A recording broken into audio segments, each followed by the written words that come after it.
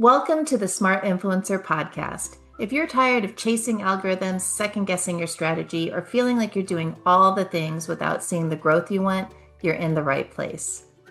We're your hosts. I'm Christina. And I'm Corinne. And we're bloggers, business owners, systems nerds, and founders of the Smart Influencer. Between the two of us, we've built multiple six-figure brands, launched digital products, hosted live events, and coached creators who are ready to level up. Each week, we break down what's actually working in today's creator economy, from monetization and list growth to systems, automation, and building a business that doesn't own you. Because this isn't about hustling harder. It's about building smarter. Let's get into it. So today we are chatting with POLLOCK from Neuropreneur Rising, all about, she's a marketing mentor who helps ADHD and neurodivergent entrepreneurs build sustainable visibility and sales. Welcome to the show, Polly. Why don't you tell our listeners a little bit about yourself? Thank you so much for having me. Yeah, I'm thrilled to be here. I'm a marketing coach for mainly ADHD, but all in all kind of neurodivergent online business owners, more specifically service providers and coaches. So my thing really has become kind of unexpectedly, I suppose, really focusing on off social media marketing strategy. I've really seen a need for that more recently in the last kind of couple of years, whether you are kind of the type of entrepreneur that just is a little bit more introverted, or even if you're more extroverted, but you are someone who wants to run like a life first, energy friendly business. That's really what I focus on in my kind of style of the way I teach marketing, and really helping people focus on their unique strengths and really what you can bring out best that feels most alive and natural for you in your marketing. So yeah, and I'm also ADHD if it's Nice. I think I'm a bit ADHD. I'm totally self-diagnosed though. I know. Yeah, me too. Me too.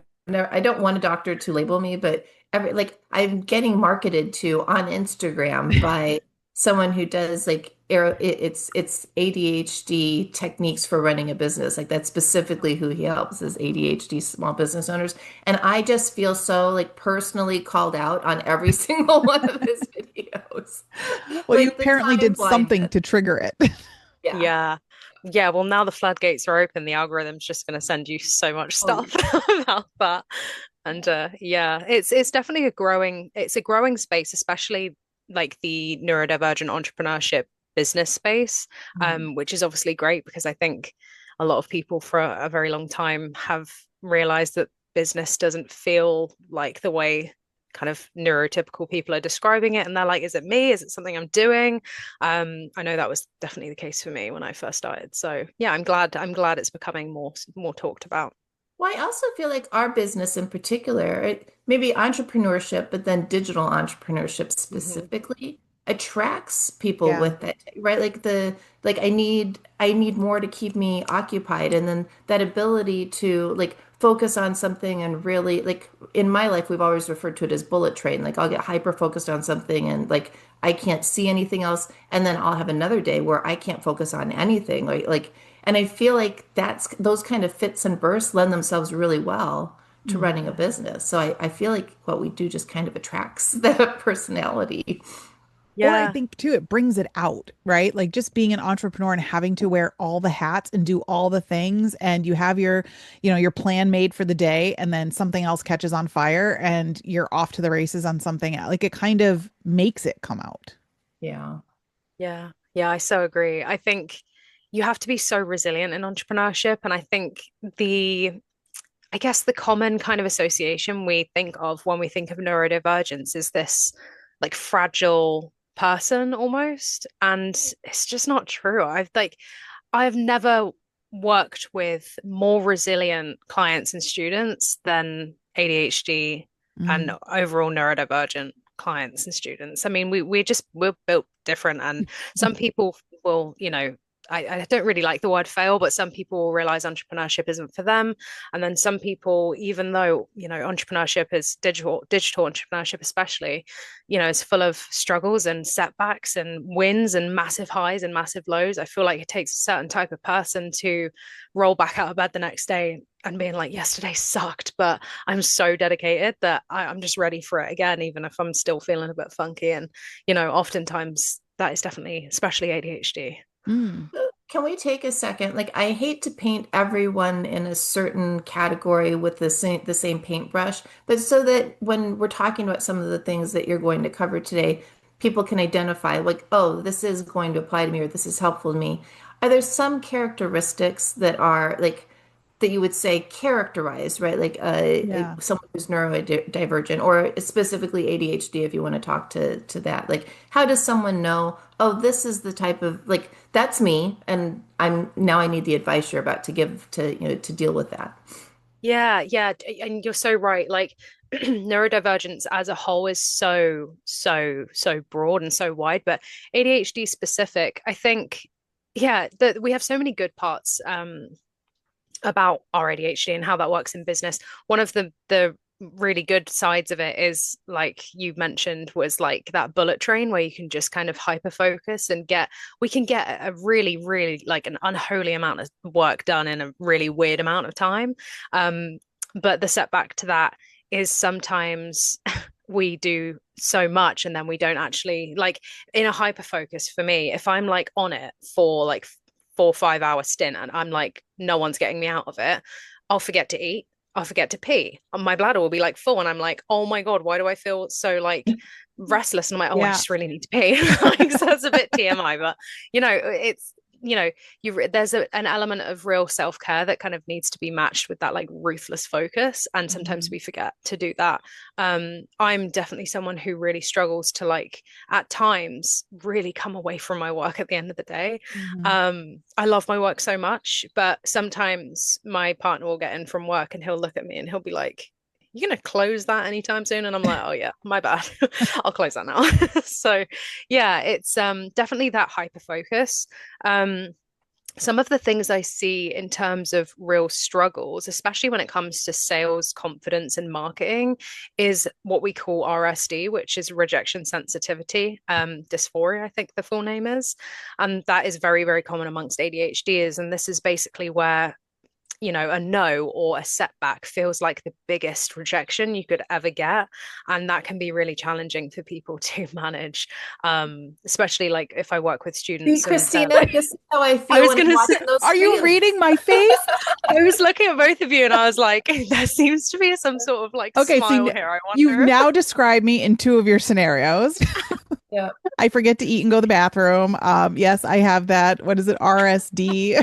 I have that. Characteristic of our partnership. So we were laughing through the first one because one of our very first things that we launched together, for some stupid reason, we decided that December 26th would be the launch date, which meant we were absent from our families and like staying up till like all hours of the night, messaging each other at what should have been like family time. So Uh-huh. like that was like we started that way. And then we both say, we've said it on this podcast numerous times, we love making stuff. We love like everything else about what we do. We hate selling it.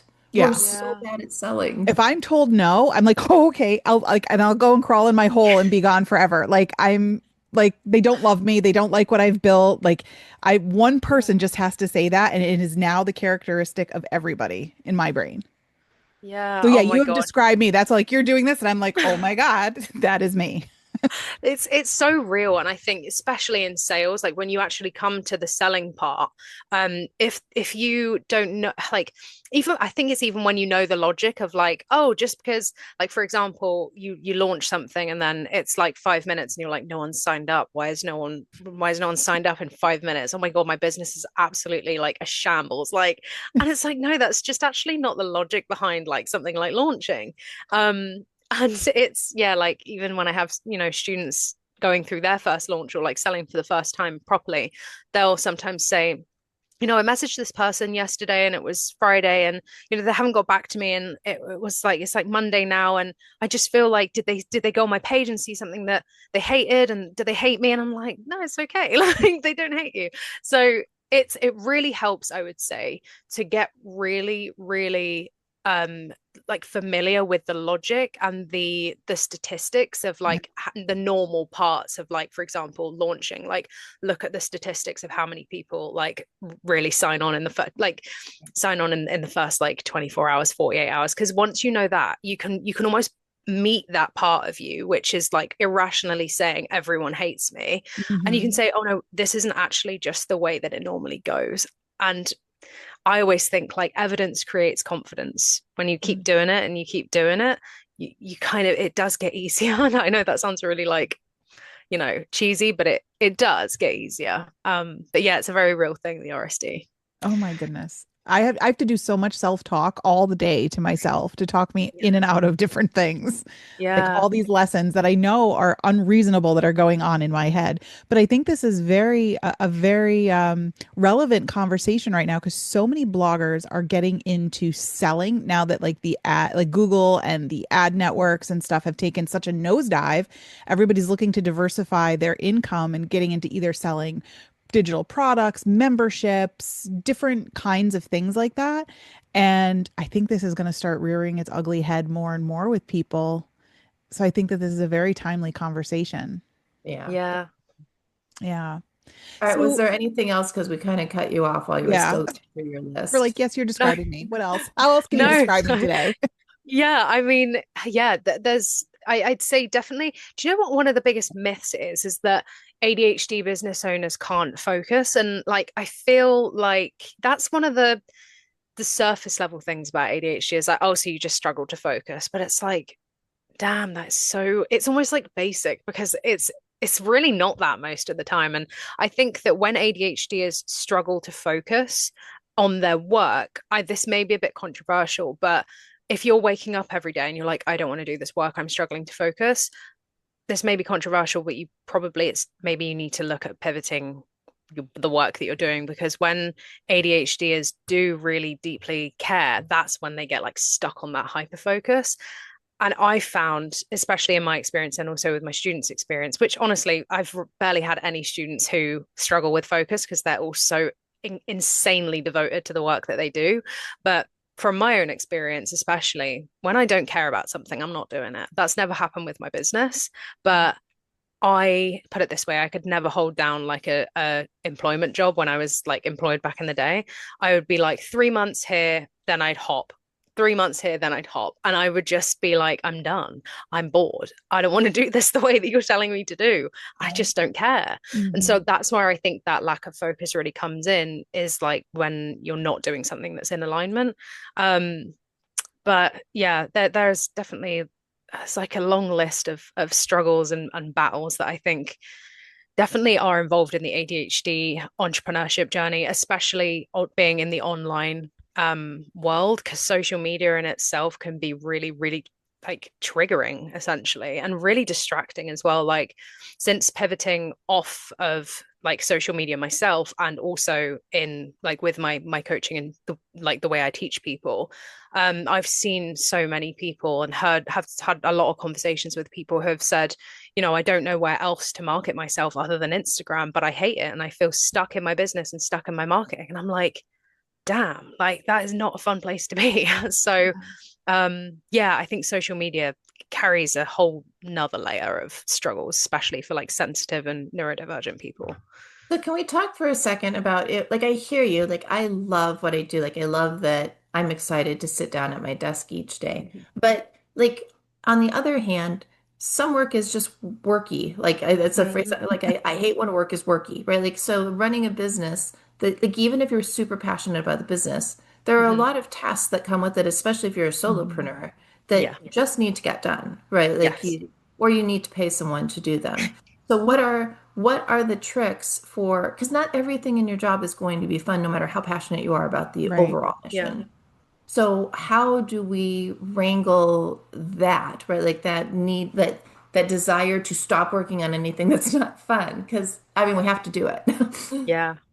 Yeah, for sure. Like, don't get me wrong, there are some tasks that will just feel painstakingly boring to do. Like for me, my admin is like my back end admin, is one of those tasks. I really need my VA back because she handled that all for me and I haven't had her recently, so I really need her back. But especially before you can hire out or you can like outsource, I'm going to be so honest, like it's part of the experience of like some work you just won't enjoy. Yeah. Like, and It's I think the adulting. only, yeah, I mean, that's that's the thing, is like some things we just won't be, and this is where I talk about like your natural strengths and everything like that.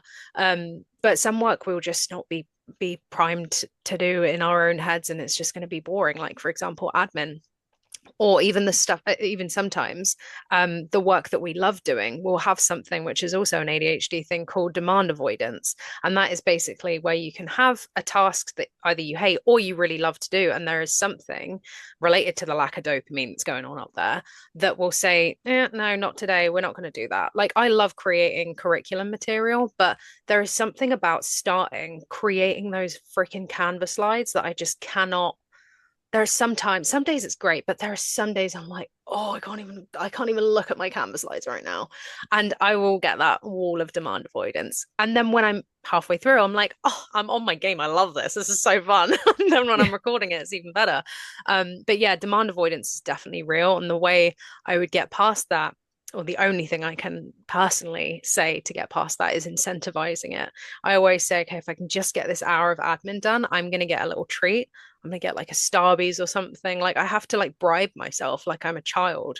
Honestly, that's my only thing. I know that there's a lot of like hacks and tips and tricks, like, set a timer for 15 minutes and then take a break. And then, that's kind of stuff's meant to help focus, but it doesn't really work like that for ADHDers, because it's kind of like, okay, work, set the timer. When I've done this in the past, then I'm like, no, I'm on a roll. I gotta like cancel the timer, and then I Yeah. forget that the timer it's just a mess. The And then, timer oh, becomes more annoying than anything yes. And I'm because like, you're focused shut on when's up. the timer going to go off. Yeah. Yeah. Yeah, it's a whole Yeah. mess. Oh my gosh, I love that you are describing me and giving all my feelings real names Oh, Yeah. yeah. and Yeah. acronyms. So now I Oh, have for demand sure. avoidance in addition to RSD. Yeah. Like, Yeah. it's so funny, because I think some of these things is the natural experience of Mhm. of business, and it is. It's not always super fun, it's worth it. All of the stuff is worth it, but it's not always going to feel super fun. And, every day is different, and you could be on like a complete high one morning, and then in the afternoon, you're like questioning your whole business. Like, that is entrepreneurship at Yeah. its core, ADHD or not. Yeah. But yeah, these things definitely, from like a bit of a, like, on a serious note, these are things that are very, very, very real for people who have ADHD or symptoms of ADHD. And these are things that I've seen, put people out of business because they think, oh, I'm just crazy, or like, I'm not cut out for this, or, this isn't my path. And it's a shame, because it's all because that they haven't got the right support in order to do that. And that's really what it comes down to, which Mhm. kind of sucks.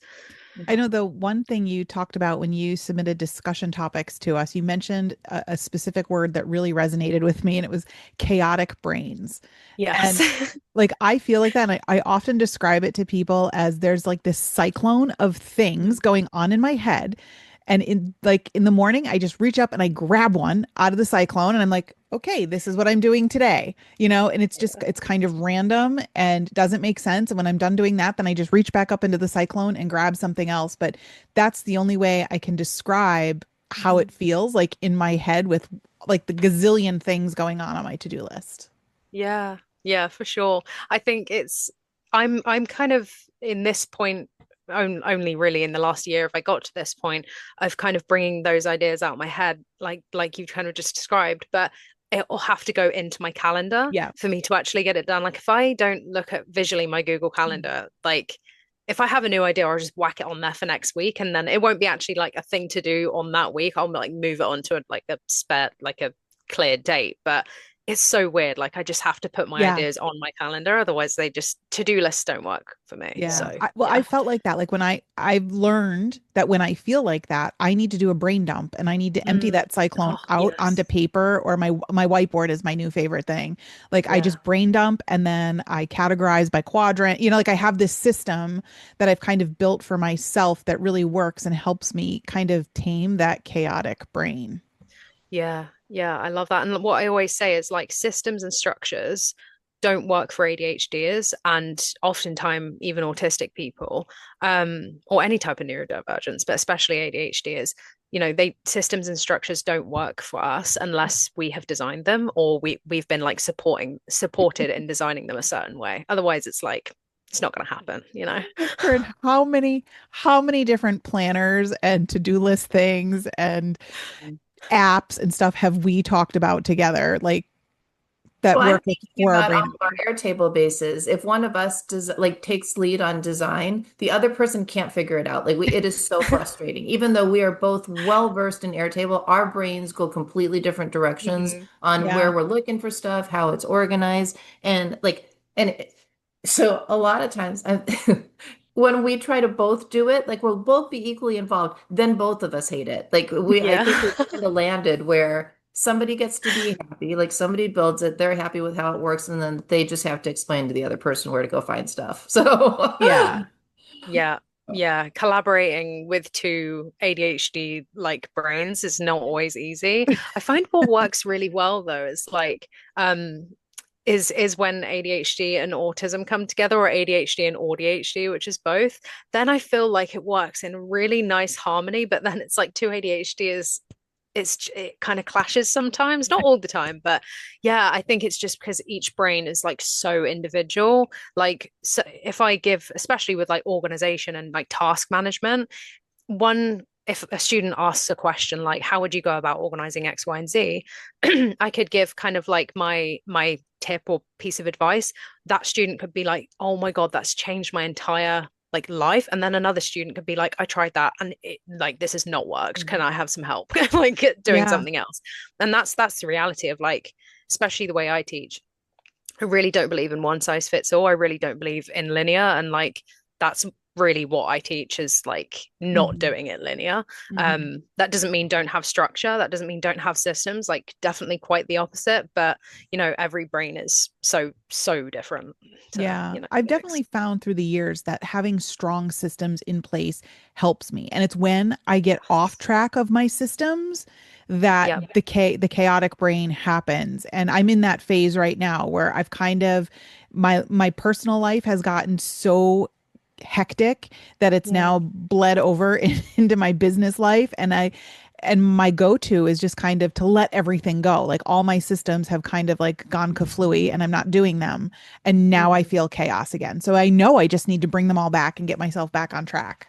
But I'm Yes. doing the what's that, the demand avoidance, or Demand oh, avoidance. Yeah, yes, yeah. because you know that's that what you I'm have to doing with set it. them all back up and it's like that. I'm like, oh, It's like that first setup kind yep. of thing of like, I don't want to, like I want to, but I can't. And that's where I'm at right now with my Yeah, systems.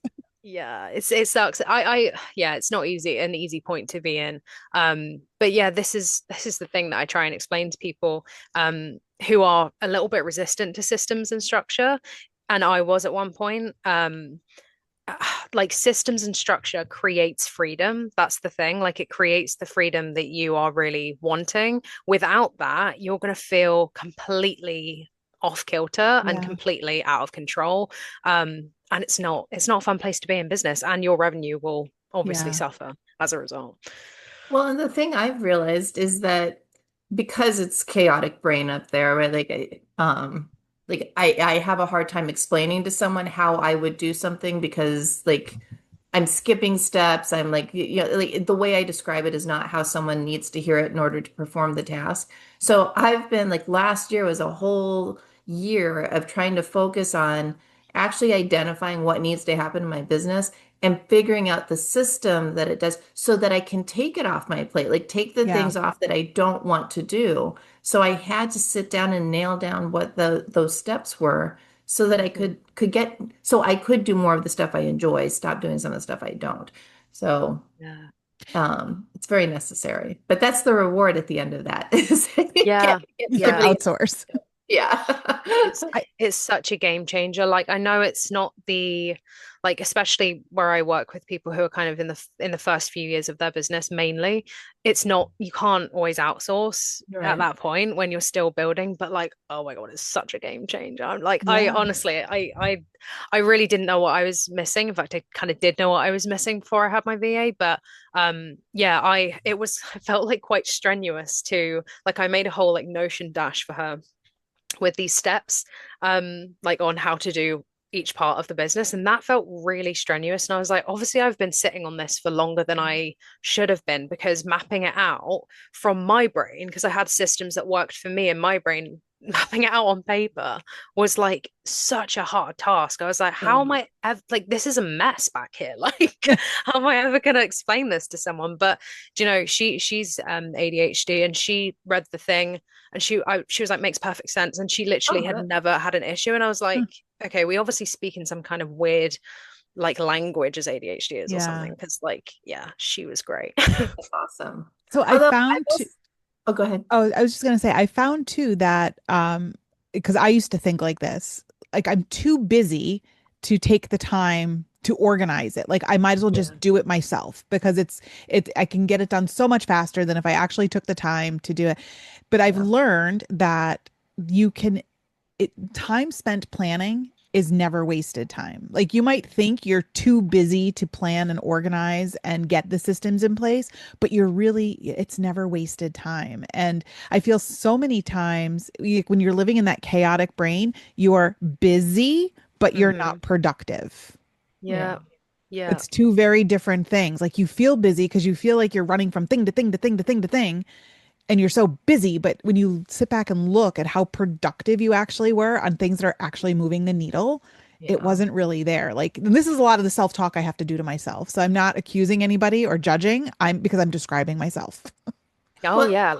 for those solopreneurs that are just starting out, like now is actually a beautiful time to be in that position because of Yeah. AI. Like the number of things I've automated with AI, like outsourcing doesn't have to be to a person, Yeah. right? Like the number of things that I like Oh, it could be to would a have tool. taken me hours and hours, a couple of years ago, I've got down to, like 10-minute automations, like where I'm a little active in the beginning and somewhere in the Hmm. middle to connect pieces. But like Oh it's a Yeah. yeah. great time if you've got limited resources, is if you're willing to put in the time to figure some of those things out. Yeah, totally. Yeah, like I feel like AI and definitely like tools like Zapier or Zapier, I don't know how you pronounce it, Hmm. have been like game changers. Hmm. Yeah, because I'm the type of person who I think it was really hard for me to outsource like to a tool. Yeah, because at the time I did that, I was like, I don't really trust technology. What if something goes wrong? And then it was really hard for me to also outsource to a person because I was again so afraid of like, well, if they mess it up, then that's going to cause me more stress. Or, I think, yeah, and I think also what you said about the being productive, part of like you need to have those seasons in business where you can take a step back, recalibrate Hmm. and sort some things out, organize a little bit so that you can move forward. That is a really big fear for a lot of ADHD business owners, because in our heads, if we're not being productive, if we're not doing, if we're not like posting something every day, or whatever it is for you, um, it feels like you're wasting time. And that's the thing that or the fear that I hear most, I think, from ADHDers is like that fear of wasting time, because we have a lack of self-trust intrinsically, Right. because we've always been told that the way we're doing things is wrong, or we're going to mess it up, or we feel like that. And so sometimes leaving that white space in your calendar and leaving that time in your calendar to just do a little bit of an audit is it is like you yeah, like viscerally having a reaction of like, oh my God, I really don't want to do that. That's kind Yeah. of what a lot of people have. Yeah. And it's funny because I didn't realize a lot of this about myself till Corinne and I started working together. And then Corinne, you would say different things that you had. I'm like, huh, I kind of experienced that myself. And it's like different things that you do. I'm like, oh, that makes sense for me too. And it was something as simple as like only doing outside appointments on certain days of the week. Like Yes. Yeah. I do feel like I have ADHD, but I feel like I'm very organized in certain parts of my Mm. life. In certain areas, I am like organized. In other areas, I am a dumpster fire. I will be the first one to admit it. But looking at that, like that was like such an aha moment for me because I was not organized there. I felt like I was constantly running from meeting to meeting to meet. Every day I had things going on and I had no control of my calendar. And I can't function that way. I need deep work days. Like I Yeah.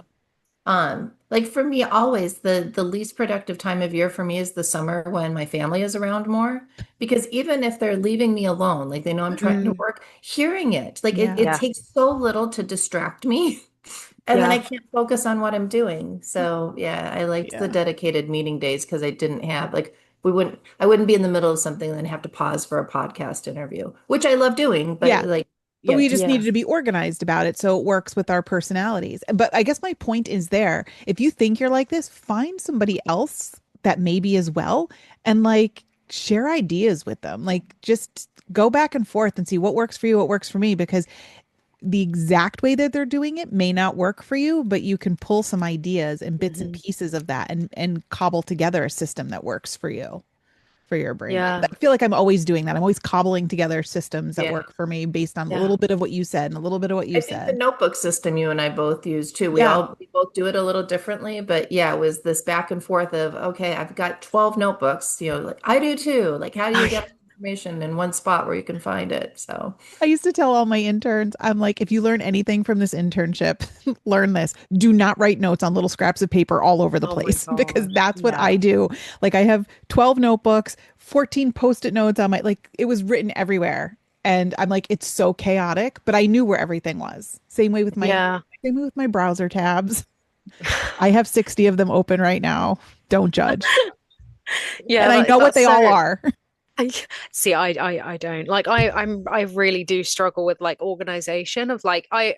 It's like you said. I have it organized in a way that I know where everything is, and I never struggle to find anything. Mhm. I've never lost anything. But if someone like, and going back to my VA, like my emails are a mess, and she's like really organized, and I saw by the end of well, what she was working on, she had like categorized everything into folders, and I was like, she must have gone in there and had a breakdown because it's such a she must have gone in there and cried because it was awful. I could just imagine her being like, what have I signed up to? Like, oh God, yeah. If you know where everything is, it does make it easier. But I yeah, it's always slightly envy people with embarrassing. inbox zero because that will never be me. I will Do you want to be know? inbox 492. We'll That's just agree. tame. Do you Yes. want to know my personal inbox that I've had for about 10, 15 years going now? Do you want to know the number it's currently at? I Sure. do. Let's Circa. compare because mine is outrageous. I'm not proud of this, and please remember that this is a personal inbox that I've had for like 15 years, and honestly, it's mostly spam. But I can't get the actual number. But last time I checked, it was oh my God, I can't believe I'm going to say this on a podcast. Around 42,000 unread Holy, emails. no, I would. I'll make you feel better because I'm looking at mine in my iCloud email, Oh, 65,262. I thought Thank I you. was bad with like 400 and some. But I Yeah, have I a was going sense to say that I that's have a really cell good. phone. I Yeah. filter out all my spam, all my promotional like shopping things are all filtered out. So Yeah, I know if mine. I need to go to Ulta and I need a coupon, I'll just type Ulta into the search and get it. Like it doesn't have to be right in front of me all the time. See, that's the way I need to do it because I don't, again, it's like remembering how to organize that and set that up and then not having the time to do it. Yep. And it's like, oh, but And then, that's what but it is. then, And you just have to make the time and tell yourself, I'm going to take these next 15 minutes because the DA in me is saying, I don't have time yeah, to do that and I don't want to do that. But I'll say, for 15 minutes, I can do it. yeah. Yeah. But do you know what's worse though? Is that, when it comes up with that thing where it's like, delete some mail or pay for more storage, I'm like, pay for Here's my more credit card. storage Oh, yes. every time. It's awful. Yeah. It's Me not a too. proud moment for me. I'm a So, hoarder. yeah. So if you are resonating with anything we're saying today, you may be in the same group we're in. Yeah.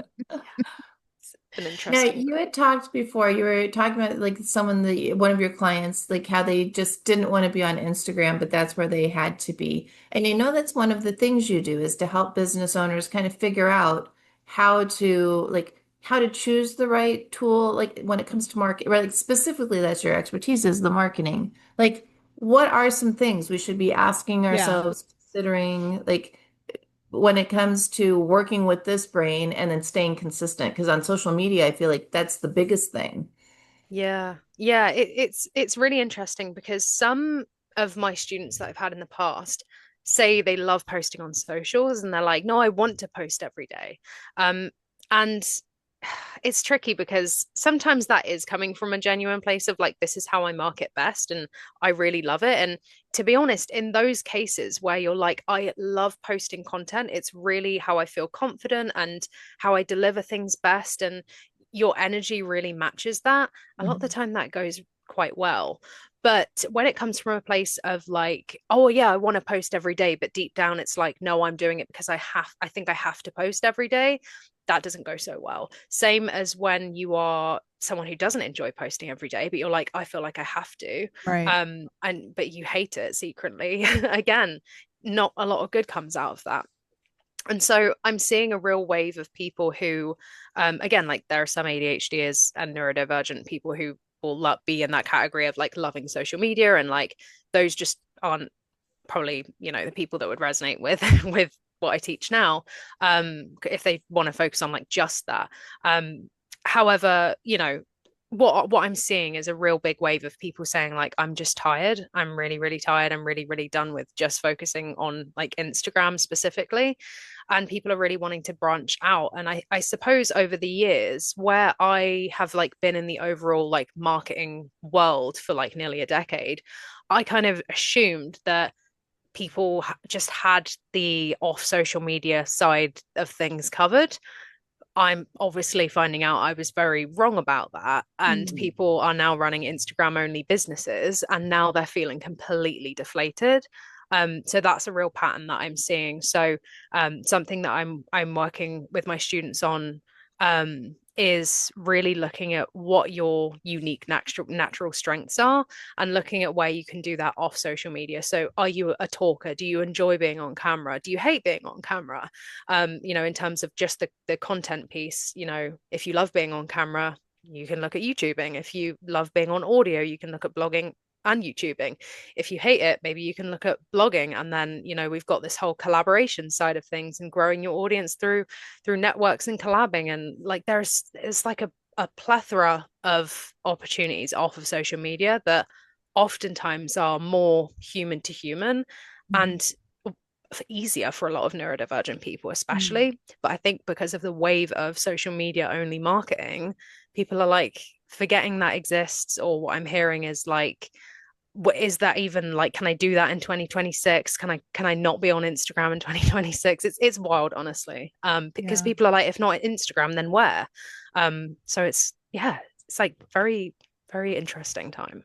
Yeah, we just had someone on from Momfluence talking about like who the brands are working with, and she Mhm. was talking about the number of people that just have TikTok only businesses or Yeah, Instagram audiences, and like, and I believe that, and they're doing very well, and they love it, and that's fantastic. But Christina and I were both like, that sounds like hell. it is. Yeah, That is my personal hell. I would Yeah. never want to yeah, do that. Like as soon as I realized Instagram wasn't sending me anything, like I was so happy to cut Instagram out of our, content creation schedule. yeah, And that's not to say like obviously I spend time there. Like I'll consume content there. It's Yeah. just the content creation for that platform is not for me.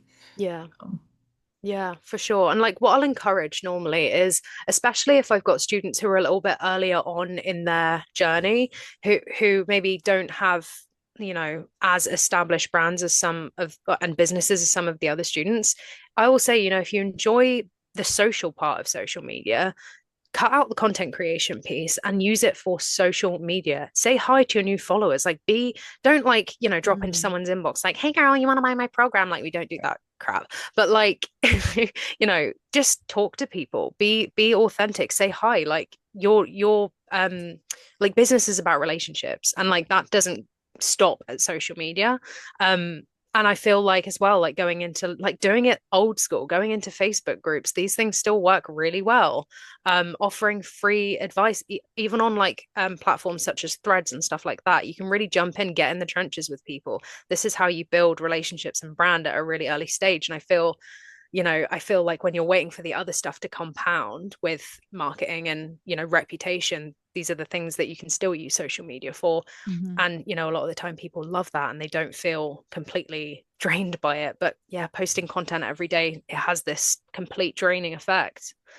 Yeah. So I've said this a number of times on this podcast, but I've been teaching college classes. And one of the concepts that's kind of carried through in all the classes I've taught so far is understanding the concept of know, like, and trust, right? And Yeah. all of Yeah. our customers are in one of those phases. They're either getting to Mhm. know us, they're starting to like us, or they trust us. Yeah. And the content we create, the type of content we create, and the places we create that content is really dependent on what phase our customer or our reader or our follower is in. And Yeah. you can't expect people who are in the no phase to, to buy things from you right out of the gate. And it's really just trying to figure out like a schedule and how you're going to market to those different things. But now I'm seeing there's another layer of that, and figuring out where you're comfortable or how you're comfortable creating that kind of content. Yeah. And, it could be just something as simple as you said, hopping into threads and just getting to know people and really building that know phase. And then they'll eventually move to like, and, eventually move to trust, to where they're your raving fans, and creating Yeah. that user generated content and all that stuff. So it's kind of like, as you're talking, like all these different wheels in my head are like clicking together from different aspects. Yeah, for sure. I think, yeah, with especially social media content as well, where there have been, especially over like, I feel like as the algorithm has become, or the algorithm, many algorithms that are like at play. I love how we just call it one algorithm. That would be Yeah. so cute if there was just one simple algorithm. Yeah. We only Um, one thing we had to worry about. so, that'd be awesome. But as you know, inevitably, it like you can really look at the statistics of reach and engagement having dropped on platforms like Mhm. Instagram over the last like 5 years, and then more intensely the last kind of couple. I feel like as that has been happening, there have been more things that like Instagram gurus who aren't really Instagram gurus have been saying like, oh, you need to add this layer and you need to add that layer. And none of them actually come down to like foundational like laws of marketing. They're just, I feel like some of these people, not all, are just like pulling random stuff out of their butt and just like, Yeah. yeah, this is what you need to do now. And I feel like it's just to keep people on the game a little bit. I don't know Yeah. if that's controversial, but yeah, that's kind of how I feel. Or they just don't know the foundational parts of it. I mean, the concept of know, like, and trust isn't brand new. I mean, that was around in like the 50s and the 60s. I mean, Exactly. it's classic marketing technique Yeah. 101. And, once you understand how like the psychology of people and how they, how we operate and how we have Mhm. to move through different phases to get there, it makes so much more sense than trying to just, reverse engineer somebody else's Instagram strategy. Yeah, yeah, that's it. Because like strategy and tactics Yes. change all the time, right? But I feel like once you understand those like immutable laws of marketing and really the psychology behind marketing, and like you said, the stuff that is like age-old marketing, which is really just based around human psychology, Hmm. it becomes so easy. And I feel like that's the one thing that I'm always not like surprised that my students enjoy the most, but they always seem to be really, really interested, and then they'll like hyper focus because it's so interesting. Yeah, Of that's like, me. I didn't know that about sales psychology until you did like this module on it in the curriculum, and like now I went down a rabbit hole, and I'm like, good, go down that rabbit hole, Yeah. and you're gonna learn all of it, and then you're gonna love it because I think the reason why they get so burnt out with like that topical surface level like the tactics and stuff is because they feel so like by the next week it's changed, Yeah. and that's not the stuff you should be learning. That's, in my opinion, the Right. stuff you should be learning is like the real, like deep stuff that kind of only changes when human behavior changes. You know what I mean? Yeah. It's like the spaghetti against the wall, right? That's what burns you out, is Yeah. constantly throwing the spaghetti against the wall, Yeah. trying to find something that sticks. Whereas if you understand why spaghetti sticks to a wall, Yeah. and go about it that way, you'll be much more successful. Mhm. So I find that very, very fascinating. Like the more I'm teaching these classes and the more I'm going down those holes, because my ADHD brain is doing that. Like as I'm preparing for my classes, I am like doing so much research, and I'm Yeah. fascinated by it. Yeah. It really is So I fascinating. keep telling my students, I'm like, if anybody wants to intern and put these into play in my business, There you go. you're welcome to join me. So, Polly, you've mentioned a couple of times your clients, and then about you've got modules. Can you talk a little bit more about what it is you actually offer and do for Yeah. neurodivergence? Yeah, yeah, of course. So my main kind of flagship program, which is really the only thing that I'm doing, to be honest, and have really been doing for the last year because I love it so much. One of the things that I promised myself in this kind of season of business is if I don't love it, I'm not doing it. And if I do love it, that's all I'm doing. So I've really just been doing that. I really do love it. So it's called the Neuro-Friendly Sales Accelerator. It is a Mm. 4 month group program. Well, it's more like hybrid. It's group in terms of the community, and we have our weekly calls, but within that we have like 2 feedback days a week where you get one-to-one support with me. So it's very one-to-one. As I mentioned before, everything that I do and teach is so based around the individual person. So there is definitely the majority one-to-one aspect. But we definitely focus like off social media. And I think if people want to use social media, obviously my support is there, but it's more using it as an amplifier, rather than the whole strategy. But, it's definitely a safe space for people who are like, no, to be honest, if I can get in the right hands and get the right support, I don't want to touch social media. Like, this is definitely who it's for. um, so we kind of have our main phases. So we focus on the kind of back end clarity work and the foundational work of your niche, your messaging, your offer or offers, whatever you kind of want to work with, your positioning, just making sure that you're really clear on what you do and how that feeds into your offers, so that everyone else is also clear on it and how to kind of articulate that.